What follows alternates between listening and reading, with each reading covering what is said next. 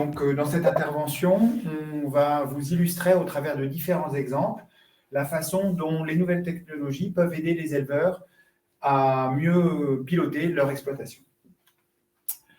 Donc, en premier lieu, l'utilisation des nouvelles technologies, ce n'est pas une fin en soi. Ce n'est pas les technologies toutes seules qui vont améliorer le fonctionnement des exploitations, mais il faut vraiment qu'au préalable, les éleveurs se fixent un objectif, c'est-à-dire là où ils ont envie d'emmener leur exploitation, quelle performance ils veulent faire progresser sur leur ferme.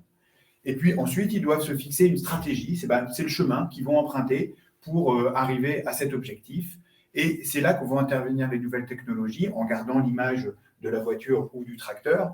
Les nouvelles technologies vont fournir un certain nombre d'indicateurs, le tableau de bord, qui vont permettre aux éleveurs de savoir s'ils sont sur régime, en sous-régime, s'il y a une alerte au niveau de la température ou autre, et qui vont pouvoir leur permettre d'intervenir de façon précoce pour corriger les soucis. Et donc, justement, ces nouvelles technologies vont fournir des indicateurs qui ont un certain nombre de qualités qui vont permettre justement d'intervenir à bon escient. D'abord, elles sont automatiques. Ça veut dire que finalement, il n'y a rien à faire pour obtenir ces indicateurs. Ils vont être fournis en continu et donc ça va permettre d'observer en permanence l'ensemble des animaux d'un troupeau sans passer de temps supplémentaire. Ils sont fréquents, donc à tout moment, en fonction des indicateurs, la régularité est différente, mais à tout moment, l'éleveur va pouvoir avoir ces éléments et pouvoir détecter éventuellement très précocement des changements au niveau des animaux et donc corriger et être réactif. Enfin, ils sont précis, donc ils vont pouvoir détecter de façon très fine un changement au niveau des animaux et donc du coup être sensible à au moindre changement et pouvoir là aussi intervenir dès que les choses changent. Enfin, ils sont multifonctions, ça veut dire parfois un capteur va pouvoir donner plusieurs indicateurs et dans des domaines éventuellement différents, on le verra. Et enfin, ils sont interopérables, donc ça c'est un gros mot qui veut dire qu'on va utiliser plusieurs capteurs pour faire un seul indicateur qui lui sera du coup encore plus précis, encore plus puissant. Et là aussi, on vous présentera un exemple. Donc, quels exemples on va vous présenter? On va choisir 3 domaines, 3 objectifs. Le premier lieu, l'amélioration des performances de reproduction. Et on va utiliser pour ça un exemple autour des colliers de capteurs d'activité qui permettent d'améliorer ces performances. La deuxième série d'exemples qu'on va vous présenter concerne les performances de production, donc un éleveur qui souhaite améliorer ou simplement maintenir ses performances de production et utiliser des nouvelles technologies pour ça. Et on présentera 3 types d'indicateurs, soit toujours autour des capteurs d'activité, autour de la composition fine du lait et au travers des analyses génomiques. Et enfin, le dernier domaine, la détection des troubles de santé pour les détecter précocement. Et là aussi, on utilisera ces 3 mêmes séries d'indicateurs. Donc, je passe la parole à Pierre qui va commencer par vous présenter les indicateurs de pilotage de la reproduction. Merci Étienne. Donc oui, comme Étienne l'a dit, on a choisi certaines gammes d'indicateurs, donc une gamme non exhaustive, mais on a voulu avoir des indicateurs qui soient accessibles au plus grand nombre, qui soient vraiment démocratisables dans les fermes. Et donc c'est la raison pour laquelle on a choisi ces capteurs ou ces indicateurs-là. Donc moi, je vais commencer par vous présenter la reproduction. Pourquoi on commence par la reproduction? Puisque c'est une des thématiques qui a été le plus rapidement, on va dire, automatisée, ou du moins qui a le plus de nouveaux indicateurs qui sont arrivés. Donc dans ce cadre-là, on va vous présenter donc, les capteurs d'activité. Les capteurs d'activité, aujourd'hui, on peut dire qu'il y a 30 à 40% des fermes en moyenne qui ont des capteurs d'activité pour détecter les chaleurs. L'idée aujourd'hui, c'est de vous présenter des résultats factuels et techniques qu'on a pu mesurer dans une étude menée conjointement sur la Normandie qui s'appelle l'étude Mervel. Ici, il y a eu 61 élevages qui ont été pris en compte avec un comparatif des performances de reproduction avant équipement et après équipement. Les résultats, il y a eu 3 résultats marquants. Le premier, tout d'abord, c'est que dans les élevages, il y a eu une insémination plus précoce après le vélage. donc 4 jours de gain à l'IA1. Il y a eu aussi, et ça c'est le critère de performance technique et économique qui est le plus utilisé, une réduction de 11 jours de l'intervalle vélage-vélage. Et puis enfin, quelque chose qui est assez intéressant, malgré le fait que les animaux sont inséminés plus précocement, il n'y a pas eu de réduction de la fertilité. Donc du coup, tout pousse à dire que ces indicateurs sont pertinents et amènent quelque chose de différent dans les élevages. Cette chose qui est différente, on a voulu la séparer d'un point de vue technique et d'un point de vue pratique. Techniquement, ce qui est mis en avant beaucoup par les éleveurs, c'est qu'on a une amélioration globale de la détection des chaleurs. Ça peut être une détection des animaux, notamment sur les chaleurs silencieuses la nuit, ou une détection globalement uniforme. Il y a eu aussi une insémination au meilleur moment, puisque grâce à ces capteurs, on peut savoir quand la vache est réellement en chaleur, l'heure de début de la chaleur, et donc on peut placer l'insémination au meilleur moment par rapport à l'ovulation. Et puis aussi, d'un point de vue technique, il y a eu un suivi des animaux à problème qui a été meilleur, avec une meilleure connaissance des animaux, notamment de leur cycle. D'un point de vue pratique, pas mal de choses sont aussi à mettre en avant. Le suivi des animaux à problème est souvent mis en avant dans le tableau de bord de la reproduction. Donc, une reproduction qui a été mieux maîtrisée dans l'ensemble des indicateurs.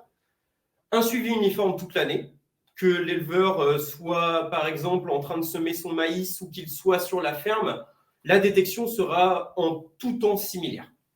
Et puis, bien sûr, un gain de temps, c'est souvent la grosse problématique de la détection des chaleurs en élevage, c'est le manque de temps qui est amené aux éleveurs en plus des gains techniques.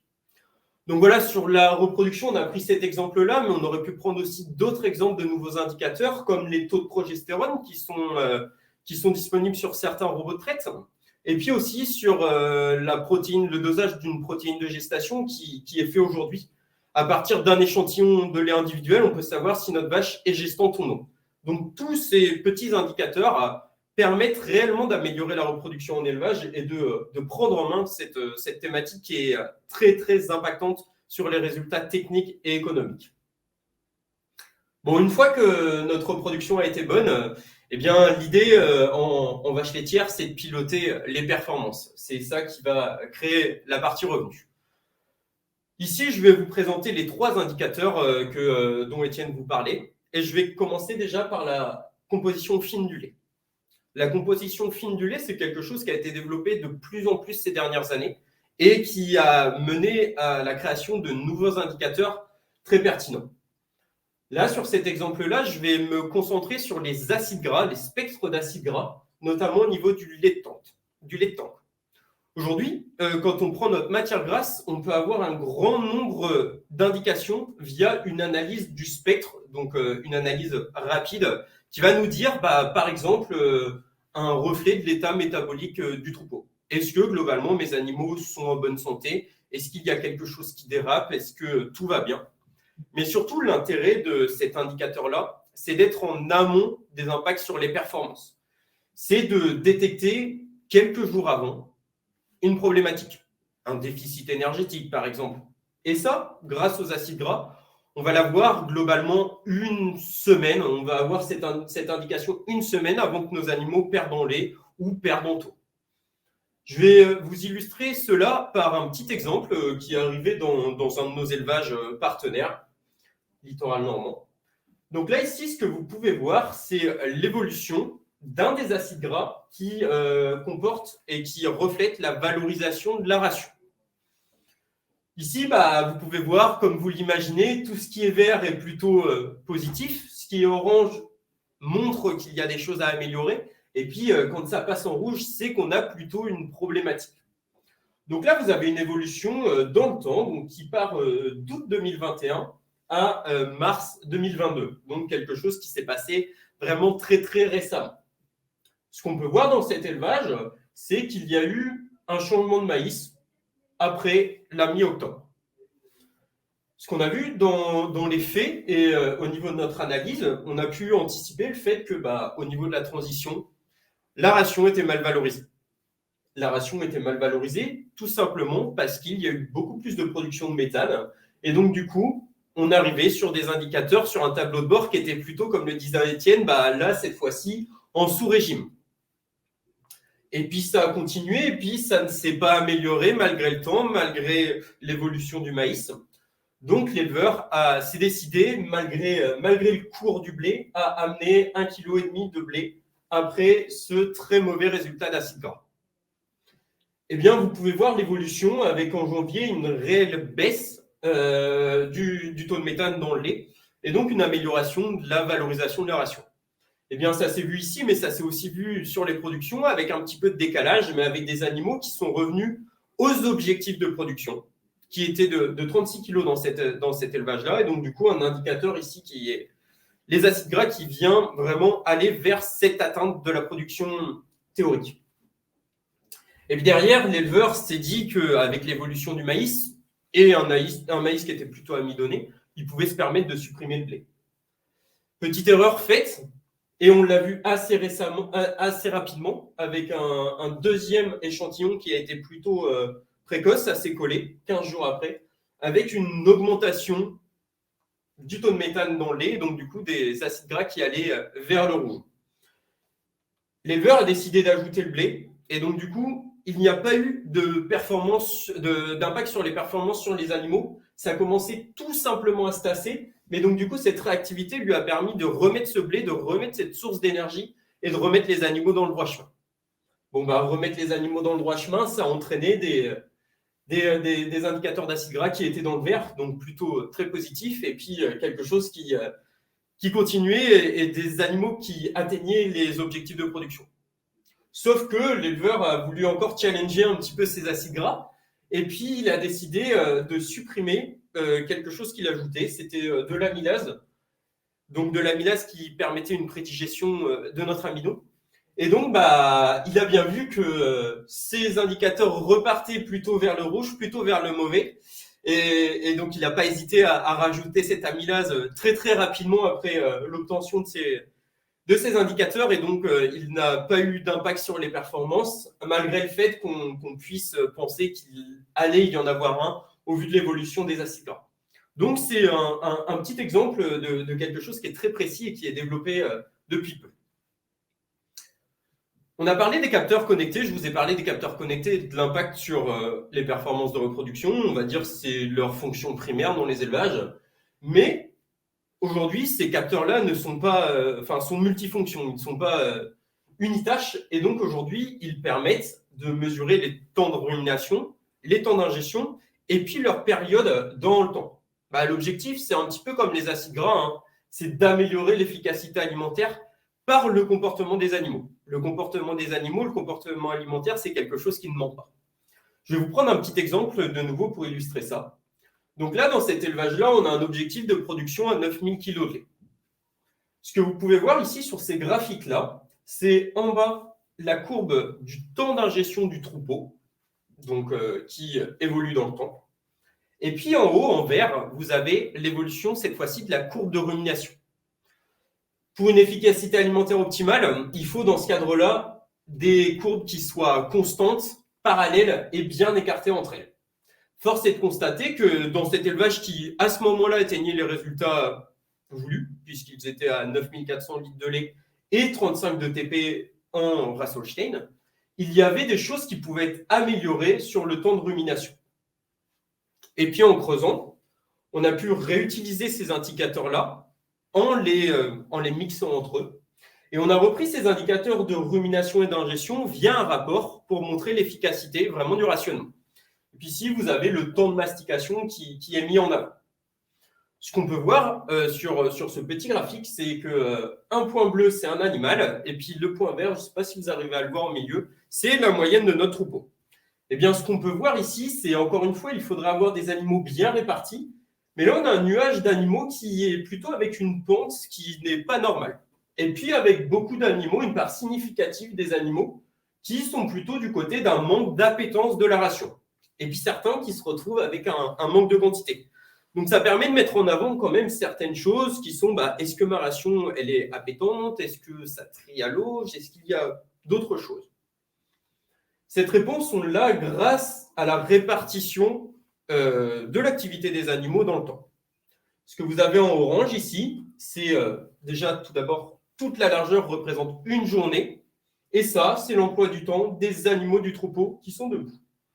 Ce qui va nous intéresser là dans cet exemple-là, et Étienne le reprendra dans d'autres cas, c'est le jaune ici, avec les animaux qui ingèrent. Ce qui est positif, c'est que toute la journée, nos animaux ingèrent. Donc, c'est bon. Par contre, et ceci est lié aux objectifs de production de l'éleveur, c'est-à-dire, je vous le rappelle, produire 9000 litres de lait avec beaucoup d'ingestion à l'auge et le minimum de concentré possible. Vous pouvez voir que la nuit, globalement, il y avait un trou dans l'ingestion, donc plus d'animaux qui ingéraient, entre 3 heures du matin à peu près, et 8h30. Ça a un impact sur les productions, sur les performances, et puis ça a un impact sur la stabilité du rumen, comme on l'a vu auparavant. Eh bien, ce qui a été vu avec les éleveurs, c'est que les animaux arrivaient à trier la paille de colza qui était mal mélangée. Et donc, il a été décidé tout simplement d'enlever cette paille de colza et de la substituer par une meilleure, par du fourrage tout simplement concentré. Eh bien, toutes les courbes se sont améliorées. Ceci est revenu dans le droit chemin, j'ai envie de dire. Et derrière, l'élevage a encore gagné en performance, à la fois technique, avec un gain d'1 litre de lait puis un demi-point de TP, et puis surtout économique, avec 50 centimes de marge à la vache en plus, qui a un réel impact sur les trésoreries à la fin.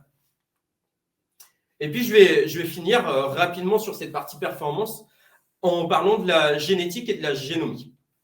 La génomique ici, elle est intéressante dans les élevages et vous allez en avoir un exemple juste après avec la présentation de Gérard sur la génétique aux performances. Elle est beaucoup utilisée pour les plans d'accouplement et pour connaître nos animaux et nos génisses à mettre à la reproduction. Mais on peut aussi l'utiliser pour piloter nos animaux et pour piloter globalement le troupeau en comparant aux performances, notamment les performances du contrôle de performance. Je vais encore vous prendre un petit exemple pour illustrer cela, où on va comparer la génétique aux performances dans certaines catégories d'animaux. Dans cet élevage, vous voyez ce petit tableau qui est apparu. On a voulu comparer les animaux qui avaient les meilleurs index lait, les multipares et les primipares, à celles qui ont les moins bons index lait, donc les primipares, les multipares de nouveau. Sur le lait, ici, les multipares dans cet élevage ont un index lait qui est de 710. Les moins bonnes ont un index négatif en lait de 415. Dans la réalité des choses, l'impact sur les performances est que les multipares, pour 100 points, donc entre les meilleures et les moins bonnes, 100 points d'index génomique, s'expriment par 101 kg de lait. Il y a une bonne expression du potentiel génétique ici, puisqu'on le dit qu'il faut 100 points pour 100 kg de lait. Donc, on est à l'équilibre. En revanche, petit point négatif et petit point d'attention, c'est que sur les primipares, les meilleurs en index génétique lait, comparé aux performances des moins bonnes, n'avaient que 74 kg de lait en plus. Et bien là, ça permet, et on fait le point avec le pilotage, ça va permettre de dire à l'éleveur, fais attention peut-être à ton élevage des génisses, peut-être que tes animaux naissent avec trop peu de gabarit, peut-être qu'il y a de la compétition à l'auge et tes primipares ne mangent pas assez, peut-être que ton rationnement n'est pas assez poussé en énergie, par exemple. Et donc, ça permet réellement de piloter avec une vision globale de l'exploitation. On a aussi plein d'autres choses dont on aurait pu vous parler, d'autres indicateurs, mais on ne va pas avoir le temps. Je peux citer les compteurs à lait connectés, par exemple, qui ont des réels impacts aussi dans le pilotage. Je vais laisser la parole à Étienne pour parler de la santé. Merci Pierre.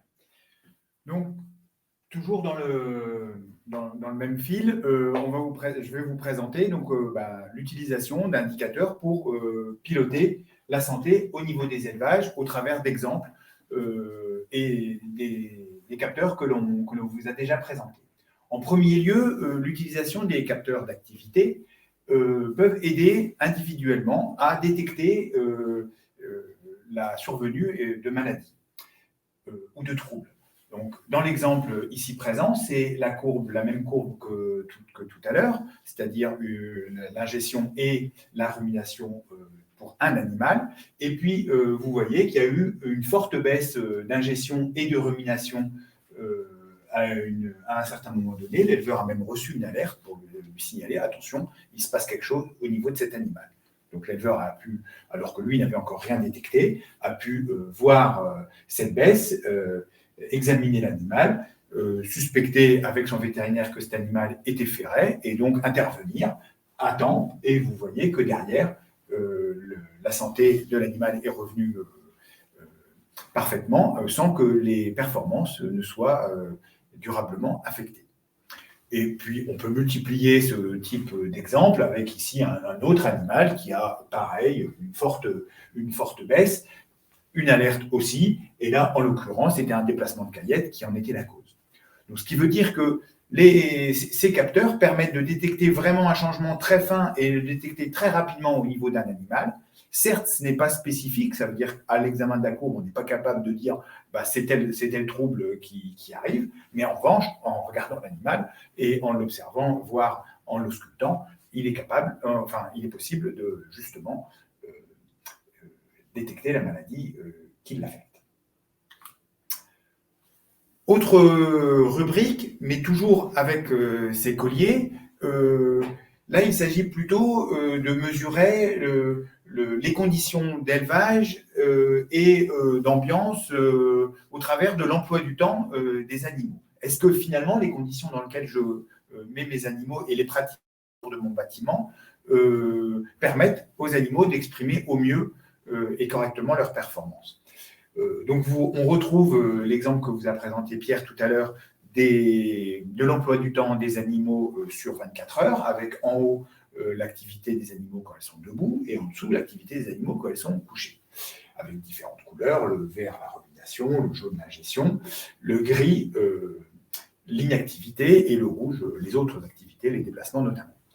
Ici, on est dans un élevage robotisé et ce qui est à noter, c'est finalement le fait que pendant toute la journée, il y a des animaux qui sont finalement debout, en inactivité, à ne rien faire. Et donc, effectivement, ça, dans cet élevage, ça doit alerter pour dire, mais il se passe quelque chose, c'est pas normal qu'à tout moment, il y ait comme ça des animaux qui attendent.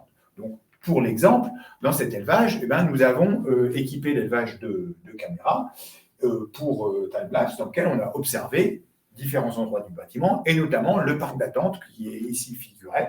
Et vous avez un exemple de ce qui se passe beaucoup. Et finalement, il y a énormément de vaches qui sont dans le parc d'attente, en train d'attendre, et donc, du coup, qui explique finalement cette plage grise pendant les 24 heures. Donc, l'observation de cette courbe permet de suspecter ce problème-là, et donc éventuellement de changer les règles d'acceptation des animaux, voire l'aménagement du parc d'attente pour éviter cette perte de productivité au niveau de notre élevage.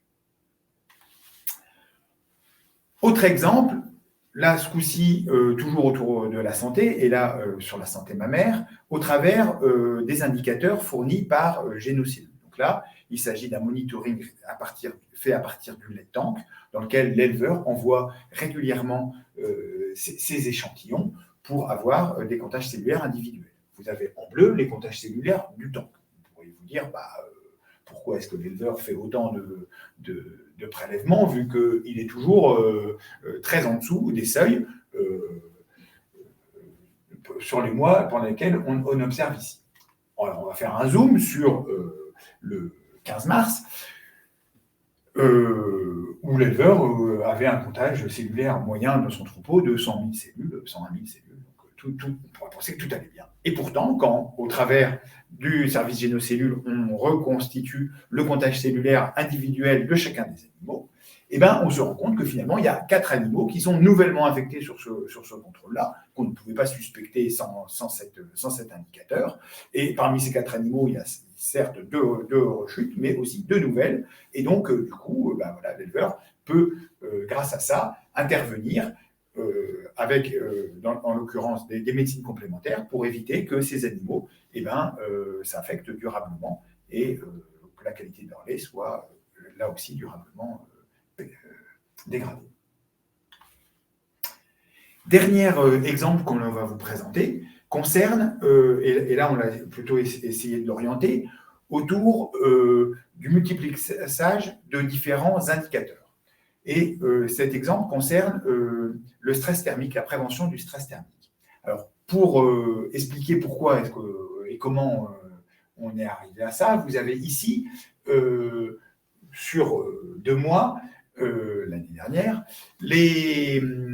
Le suivi de l'ITH, donc c'est un indicateur qui combine température et humidité et qui permet de prédire les périodes de stress thermique au niveau des animaux. Et sur cette période, il y a finalement sur cette plage, il y a 3 périodes dans lesquelles les indicateurs passaient un certain seuil et pouvaient expliquer un certain nombre de stress au niveau de nos animaux. Et en parallèle, on peut remettre les mêmes courbes que tout à l'heure concernant l'ingestion et la rumination au niveau des animaux. Et on voit que pendant ces 3 périodes, à la fois l'ingestion baisse à chaque fois qu'on est en période de stress thermique et la rumination monte. Alors en fait, ce n'est pas la rumination qui monte, c'est un petit artefact. Les animaux allaitent quand ils ont trop chaud et cet allaitement est détecté par le capteur comme de cette manière-là. Mais on voit effectivement que dans cet élevage, les animaux sont affectés. Et dans un autre élevage de la même commune, donc soumis aux mêmes périodes de stress thermique, on s'aperçoit que finalement, les conséquences ne sont pas tout à fait les mêmes et sont même sur l'activité des animaux et sur la production, il y a eu aussi des différences de répercussions entre ces 2 élevages. Donc, ce constat a permis de se dire il y a moyen de monter un service qui va permettre justement d'aider les éleveurs à mesurer la sensibilité de leur élevage au niveau du stress thermique et de détecter et de prévenir les problèmes si besoin. Donc, ce service qui s'appelle HeatAdapt existe à 4 niveaux. Le premier niveau concerne un élément de sensibilisation où en fait on retrace sur les 2 années précédentes comment ça se passait dans l'élevage en termes de risque de période de stress thermique, le fameux indicateur ETH dont je vous parlais tout à l'heure. Et puis on utilise les données météo prévisionnelles sur le long terme pour essayer de dire a priori sur cette année, à quoi vous risquez d'être exposé.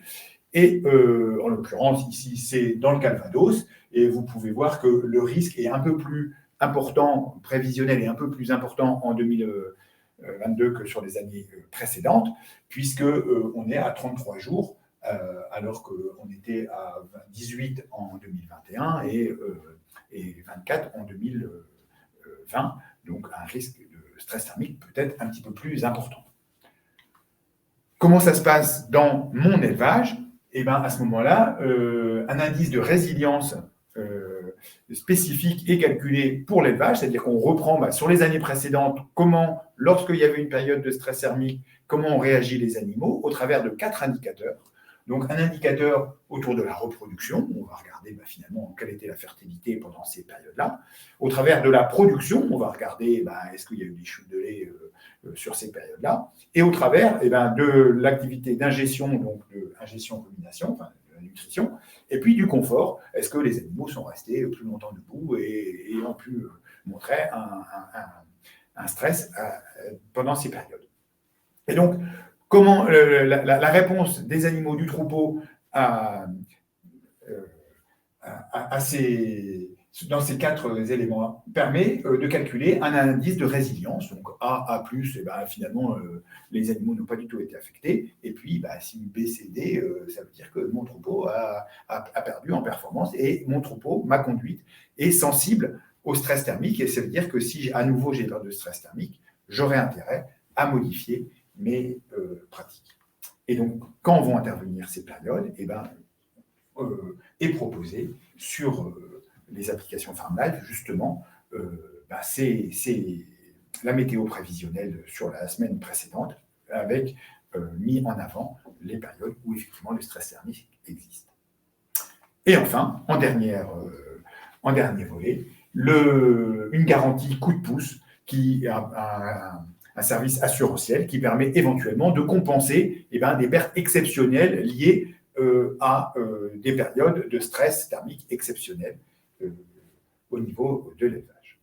Donc voilà, cet indicateur ce service permet finalement d'illustrer l'intérêt qu'il y a à multiplexer les données, à la fois de données de stations météo virtuelles, à la fois de données collectées dans les élevages au travers des inséminations et des échographies et des performances de production laitière, et à la fois de collecter au travers des capteurs que sont les colliers sur l'ingestion, la rumination, le debout et le coucher. Et tout ça fait un indicateur complet au niveau pour aider les éleveurs à prévenir les conséquences du stress thermique. Je repasse la parole à Pierre pour la conclusion. Pour finir cette intervention. Eh bien, pour finir, voilà, on vous a présenté un grand nombre d'outils, de données, d'indicateurs, mais aujourd'hui, ils se multiplient et il nous aura fallu des heures pour tous les présenter. Donc, désolé si on s'est cantonné que sur certains indicateurs. Ce qu'il faut vraiment retenir, encore une fois, c'est qu'il faut une stratégie pour avoir des indicateurs. Les indicateurs en tant que tels, s'ils ne répondent pas à vos problématiques, ne vont pas amener grand-chose. Mais ils doivent bien être là en support et vous permettre d'atteindre vos objectifs. Autre chose, aujourd'hui, on est, on va dire, inondé de données, où on a de plus en plus de données. Et au plus on va recroiser ces indicateurs, notamment les indicateurs des nouvelles technologies entre eux, au plus on va réussir à créer de la valeur en tant qu'éleveur, et au plus on va réussir à créer de nouveaux indicateurs encore plus pertinents. Ça, c'est des choses qu'on se permet de faire et qu'on a eu pour projet de faire, et qu'on va vous mettre à disposition via les services Explore, qu'on appelle Explore, qui représentent ce multiplexage des données entre les données de production, notamment sur les compteurs à lait connectés, les données d'acide gras, les données de capteurs, les données cellulaires, l'intégralité des données qu'on puisse avoir sur vos troupeaux. Et puis aussi sur Pilote Élevage, vous allez retrouver de nombreuses évolutions dans ce sens-là, avec une nouvelle arrivée de Pilote Élevage à venir, qui sera très très pertinente et qui viendra là être là pour vous faciliter la vie et la lecture de ces nouveaux indicateurs. Et puis, on ne pouvait pas finir sans parler un petit peu de l'à côté. On a parlé vraiment des indicateurs d'un point de vue très, très technique, mais on n'a pas parlé des indicateurs d'un point de vue personnel et d'un point de vue facilité de travail. Il faut quand même noter que les nouvelles technologies apportent une diminution des temps d'astreinte, que ce soit sur la détection des chaleurs, que ce soit sur la surveillance des animaux à problème, sur la surveillance des animaux aussi à cellules, par exemple. Et puis, bien entendu, une amélioration des conditions de vie. On est sûr que s'il y a un souci, on va être alerté. Et ça permet quand même de se décharger d'une certaine charge mentale, si j'ai envie de dire, et puis limiter le stress en tant qu'éleveur. On a déjà beaucoup de choses auxquelles penser. Et si on peut avoir quelque chose qui fait ce suivi pour nous, il est vrai que ça améliore la vie assez durablement. Donc voilà, eh bien, merci de nous avoir écoutés. On espère que notre intervention a répondu à vos attentes. Et puis, n'hésitez pas à nous poser des questions. Voilà. Eh bien, merci pour cette belle intervention en duo. Là, j'avais bien misé sur vous, sur la cagnotte des intervenants. Là, je suis pas mal. Alors, évidemment, cette séance, elle est revisionnable en replay sur le lien que vous allez recevoir après cette conférence, d'une part, et d'autre part, elle sera disponible sur la chaîne YouTube Littoral Normand. Des questions, il y en a plein. Donc, on commence par la première. Vous êtes prêts? Je vous laisse choisir qui répond à cette question. Alors, je vous mets en plein écran, évidemment. Voilà. Alors, comment fonctionne Génocellule concrètement? Est-ce précis, évidemment? C'est une bonne question. Eh bien, je vais répondre rapidement. Génocellule, concrètement, ça fonctionne via deux indicateurs, on va dire. Le premier, donc, pour aller sur Génocellule, il nous faut l'ADN des animaux, précisément.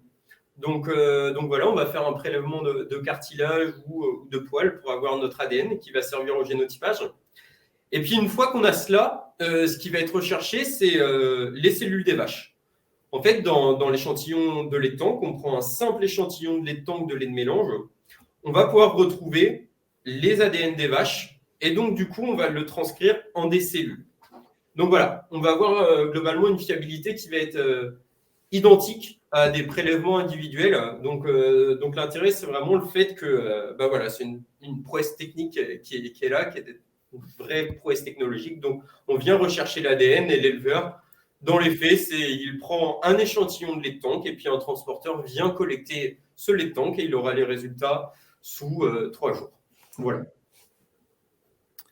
Très bien, oui. merci. Vous m'entendez là? Oui, on t'entend. Oui, en termes de fiabilité, on peut rassurer les internautes, c'est qu'il n'y a pas d'ambiguïté. On a fait des tests grandeur nature, ça fonctionne déjà depuis plusieurs années. Donc la fiabilité est au rendez-vous. Et c'est vrai, comme l'a dit Pierre, c'est une prouesse technologique que l'on a développée avec l'Université de Liège.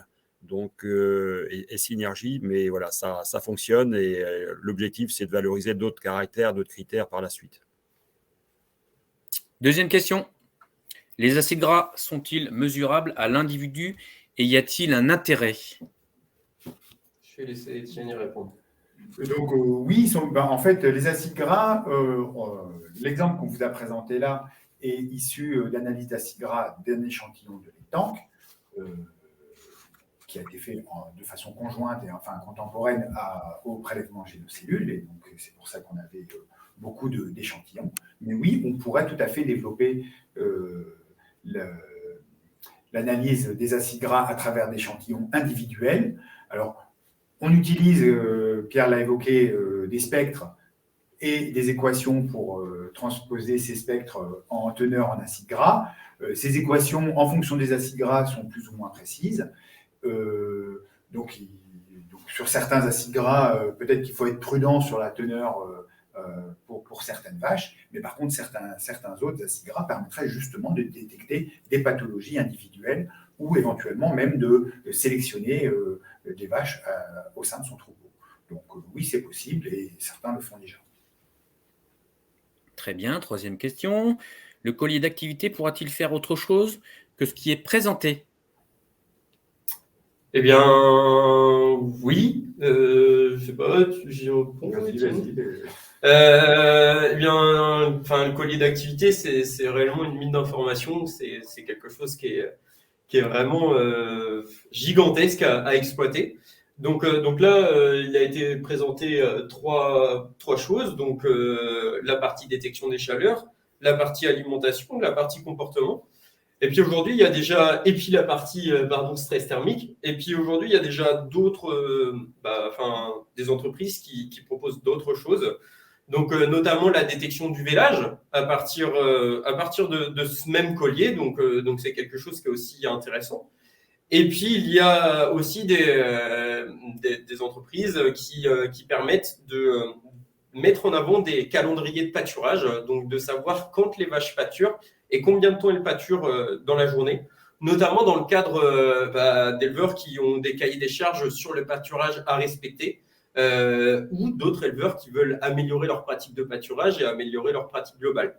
Donc oui, on est globalement vraiment sur quelque chose qui se développe et qui, on l'imagine à l'avenir, va permettre de créer de nouveaux indicateurs dans les élevages.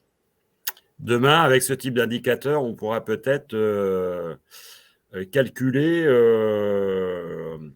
les volumes de fourrage à l'hectare sur les parcellaires de par le temps passé et le temps passé à brouter.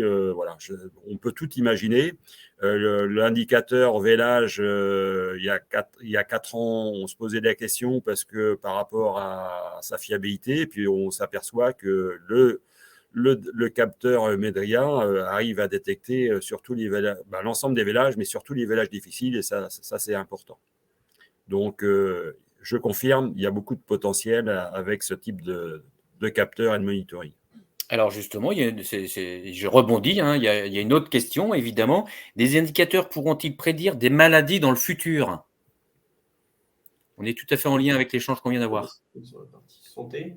Sur la partie santé, on l'a déjà un petit peu évoqué. On a pris quelques exemples sur quelques maladies. Alors après, c'est vrai qu'on a mis l'accent sur la détection de maladies contemporaines et notamment au travers des acides gras, enfin de la composition du spectre du lait d'une manière générale. Il y a plusieurs programmes là sont en cours pour essayer de détecter la sensibilité des animaux par rapport à certaines maladies, donc notamment par exemple aux mammites. Est-ce qu'au travers du spectre du lait, on est capable de dire attention, cet animal, il a un spectre qui est sensible, qui ressemble à celui d'un animal qui risque de faire une mammite, et donc peut-être indiquer l'éleveur sur des précautions à prendre. Et donc ça, c'est un programme que l'on développe avec les autres ECL. De synergie. Et puis, pour rebondir, c'est similaire sur, par exemple, sur les capteurs. On imagine que dans le futur, via les comportements antérieurs, notamment au niveau du tarissement, on pourra anticiper certains troubles du début de la lactation, type acétonémie ou autre.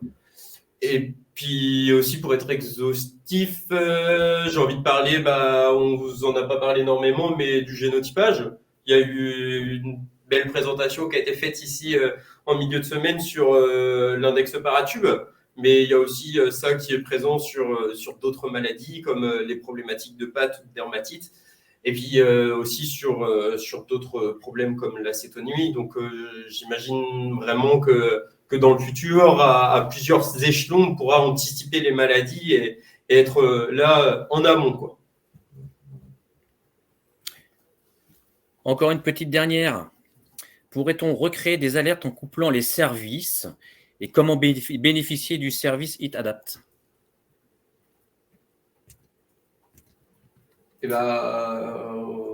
Oui, en fait, au travers de Pilote Élevage, c'est un petit peu le projet, hein, c'est justement de pouvoir centraliser dans un seul lieu les différentes alertes pour pouvoir finalement que l'éleveur ait tout sur un seul tableau de bord et ne soit pas obligé d'aller sur différents tableaux de bord. Donc c'est bien ça l'ambition que l'on a au travers de ce nouveau Pilote Élevage.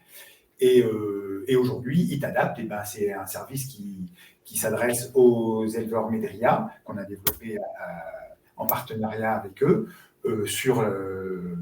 pour les éleveurs qui bénéficient du bouquet. Ça veut dire qu'ils ont un abonnement avec un collier pour l'ensemble de leurs animaux et donc un service pour l'ensemble de leurs animaux. Eh bien voilà, on arrive au terme de cette séance. Je ne sais pas si Monsieur le Président, il a une question encore. Non, je pense qu'on a fait le tour. Il y aura toujours des questions, mais ce que l'on souhaitait mettre en avant dans cette conférence, c'est qu'il y a un potentiel énorme.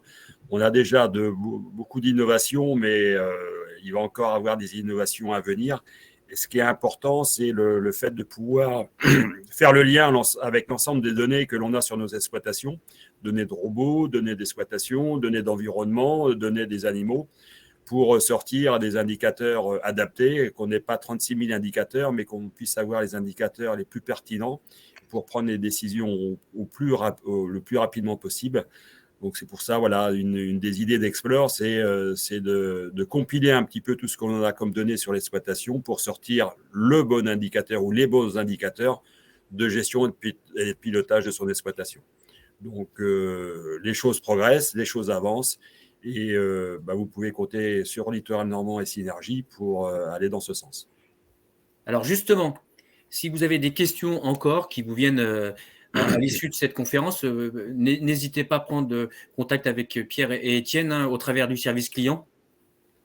Ils feront un plaisir de répondre à toute autre question. Voilà, on va en terminer pour cette conférence. Alors, c'est la dernière journée, mais ce n'est pas encore fini. On a une deuxième conférence qui va suivre. Alors, c'est 12h15. On va parler expression du progrès génétique avec GHP.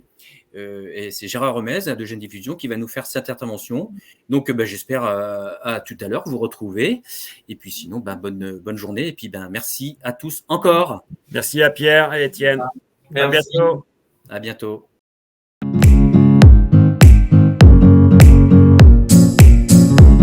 Merci d'avoir regardé cette vidéo. Si vous souhaitez en découvrir plus, abonnez-vous sur notre site. Vous lâchez un petit pouce bleu. À bientôt.